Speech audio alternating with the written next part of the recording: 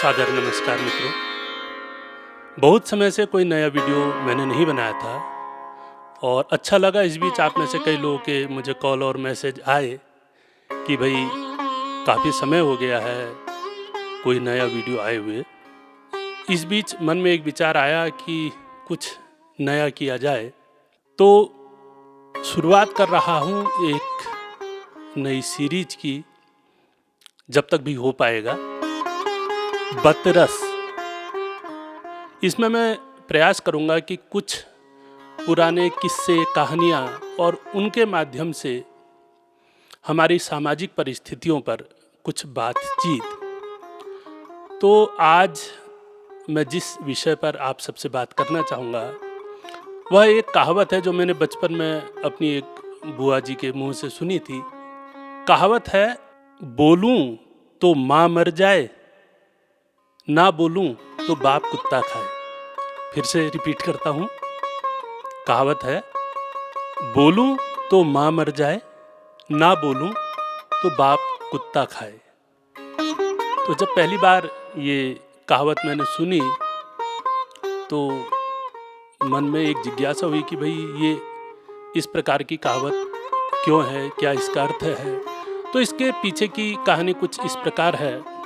एक कोई गरीब परिवार था, आजीविका के संकट और संघर्ष से जूझता हुआ। परिस्थितियां कुछ ऐसी थी कि कभी मिला कभी नहीं मिला, और एक समय ऐसा आया जबकि काफी दिनों से उस घर में चूल्हा नहीं जला था। एक जो गृहिणी होती है उसका सबसे बड़ा दुख यह होता है कि घर के जो सदस्य हैं उन्हें भूखा सोना पड़े। वे सारे दुखों को परिवार के साथ हंसकर झेल जाती हैं, लेकिन जब परिवार के बच्चों को, बुजुर्गों को या उसके पति को भूखा सोना पड़े तो उसके लिए उससे बड़ा दुख, दर्द और कोई शायद नहीं होता। तो काफ़ी दिनों से परिवार ऐसी ही परिस्थिति से गुजर रहा था। अगली सुबह आई और घर का मालिक फिर यह सोच के निकला कि शायद आज वो 2 जून की रोटी का जुगाड़ बाहर से करके ले आएगा, कोई काम धंधा उसे मिल जाएगा और आते वक्त वो इतना कमा लेगा कि अपने बच्चों के लिए कम से कम 2 वक्त की रोटी का इंतजाम कर ले। किंतु शायद आज भी जो उस व्यक्ति की पत्नी थी या घर की मालकिन थी, उसे अपने भाग्य पर पूरा विश्वास था कि आज भी मेरा जो पति है वह खाली हाथ ही घर आएगा। कहते हैं, बुभुक्षुतम किम ना करोति पापम। भूखा व्यक्ति कौन सा पाप नहीं करता, और विशेषकर जब व्यक्ति स्वयं तो भूखा हो और उसके साथ उसका पूरा परिवार भूख से व्याकुल हो रहा हो।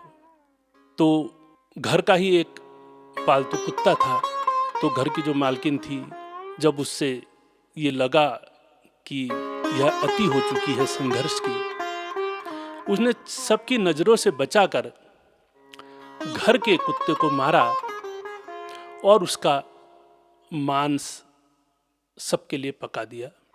किंतु जब वह छुपकर यह कर रही थी, उसका एक छोटा बच्चा यह सब देख रहा था। वह देखता रहा, कुछ भय के मारे बोल नहीं पाया।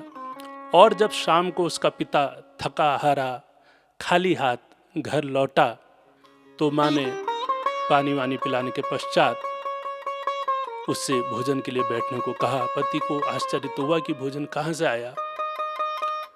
तो पत्नी ने कुछ भी बहाना बनाया कि कोई जंगली जानवर मिल गया था, उसे मैंने बना लिया है या ऐसा कुछ।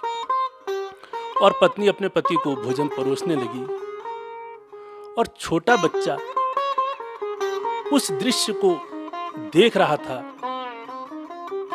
अब उसके मन में उस वक्त जो दुविधा थी कि यदि मैं अपने पिता को बता देता हूं कि यह किसी अन्य जंगली जानवर का मांस नहीं है, यह तो कुत्ते का मांस है, तो हो सकता है इतने दिनों के संघर्ष से खिन्न हुआ पिता, भूख से व्याकुल पिता मां को ही मार दे क्रोध में आकर।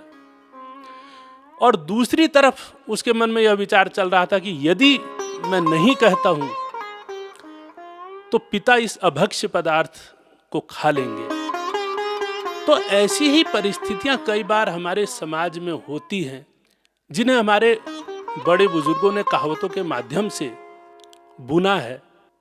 कई बार हम देखते हैं हमारे समाज में कुछ ऐसी चीजें हो रही होती है जिनके प्रति हम आवाज उठाना चाहते हैं, किंतु कई बार किसी भय के कारण किसी का भय होता है, या कई बार ऐसा लगता है कि इससे मान सम्मान की क्षति हो सकती है, या फिर कई बार कोई प्रलोभन ये हमारे मन में होता है और हम चुप्पी लगाकर बैठ जाते हैं। और शायद यही वह स्थिति होती है कि बोलूं तो मां मर जाए, ना बोलूं तो बाप कुत्ता खाए।